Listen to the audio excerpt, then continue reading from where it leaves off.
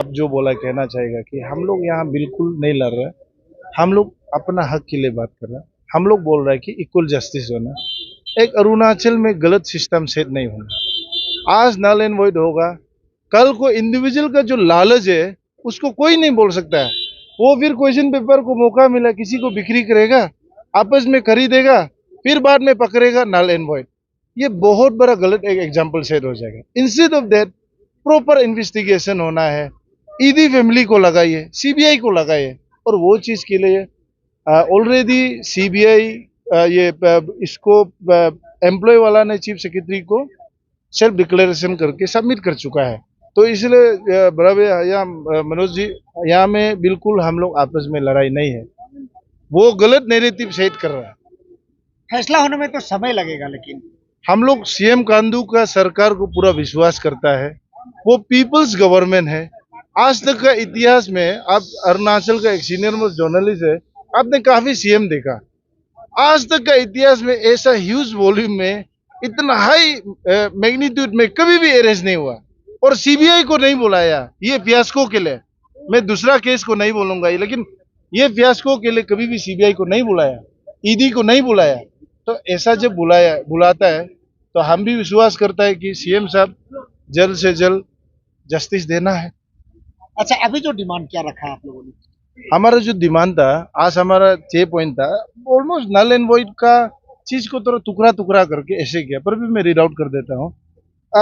Number 1 point था कि equal justice to all to save the meritorious, no to illogical and unjust demand of null and void, thorough investigation to bring all the culprit to justice. No innocent should be punished without his her involvement in the paper selling. उसके बाद conduct investigation of all the doubtful exams since 1992. और last में हमारा ये सरकार को बार बार appeal है, इसको आप एकदम प्लीज ध्यान दीजिए। Include parents joint committee against null and void as one of the stakeholders in all the talks, discussion, negotiations regarding null and void at the government level. आज हमारा 6 डिमांड था, 6 पॉइंट था।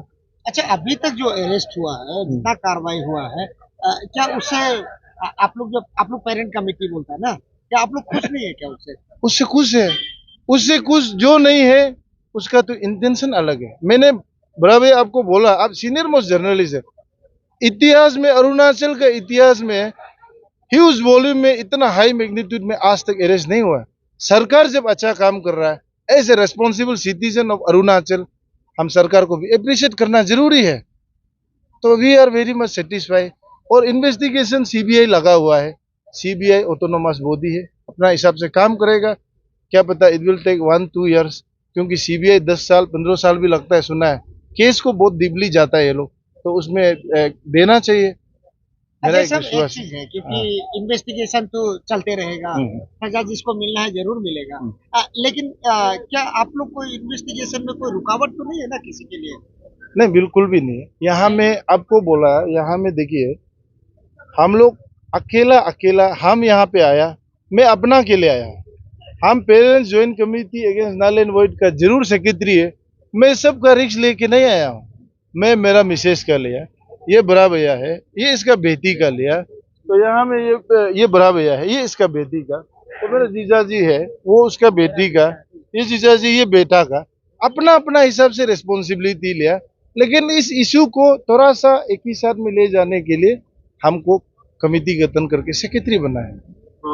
सर, रेबल सोर्स से हमें ये information मिली है कि जो सेना टीम की तरफ से अभी कोर्ट में ही बैटल लड़ेंगे, इस तरह से बात चल रही है। और जो जैसे असम में जो हुआ था पहले, जो नलन को करवाया था और मणिपुर में, तो वही एडवोकेट को कहीं ना कहीं लेने जा रहे हैं, इस तरह से सुनने को आ रहा है। क्या कहेंगे आप? क्या? हाँ, हमको भी उस दिन खबर मिला, जब यहाँ में अरुणाचल का एक सबसे सीनियर मोस्ट एडवोकेट ने जब बोला नल एंड वॉइड पॉसिबल नहीं है, तो सुना है ये लोग का तो पान अरुणाचल वो लोग का अकाउंट में काफी चंदा मिलता है, तो बहुत सारा ह्यूज अमाउंट लेके गुवाहाटी गया, तो 4-5 सुप्रीम कोर्ट का एडवोकेट को बैठा के आपका वहाँ का काउंसलिंग में भी बहुत सारा फीस दे के काउंसिल लिया है।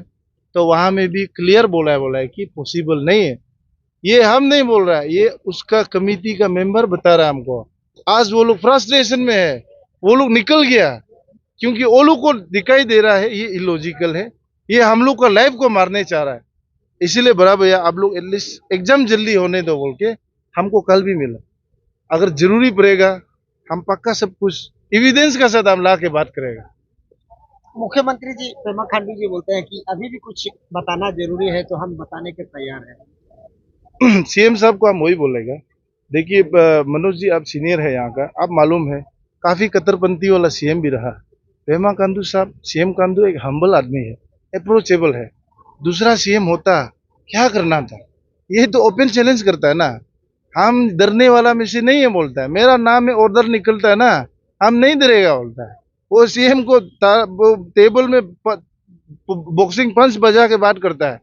एक सरकार नौकरी सीएसएस रूल का अंदर में वो करना है, वो सबको ध्यान देना है। तो सीएम साहब को भी हम रिक्वेस्ट करता है कि जहां तहां ऐसा भी एंटरटेन मत कीजिए कि आपका अच्छाई को लोग आपका कमजोरी में देखें। क्योंकि आप स्ट्रांग है, आप हम्बल है, लेकिन लोग उसको रॉन्ग नैरेटिव क्रिएट करना चाहता है। ऐसे चौथा चौथा बात में सीएम साहब को मैं रिक्वेस्ट करता हूँ, आप अपना एजेंसी को लगा के देखिए, एस्पायरेंट को पूछने दीजिए। उस दिन हम लोग देखा 3 दिन का धरना में कितना लोग पार्टिसिपेट किया। एस्पायरेंट जो पहले होता था और उस दिन हुआ 20% सिर्फ टर्न आउट हुआ, 80% आज वो लोग निकलना भी नहीं चाहता है। क्योंकि यहाँ में इशू अलग रॉन्ग मोशन में जा रहा है और लोग को गलत नैरेटिव सेट कर रहा है। इसलिए सीएम साहब से रिक्वेस्ट है, हर आदमी को आप एंटरटेन करते रहने से सरकार बहुत इजी हो जाएगी। लोग का विश्वास भी और लोग का अलग लेवल का एक प्रोटोकॉल होने से अच्छा।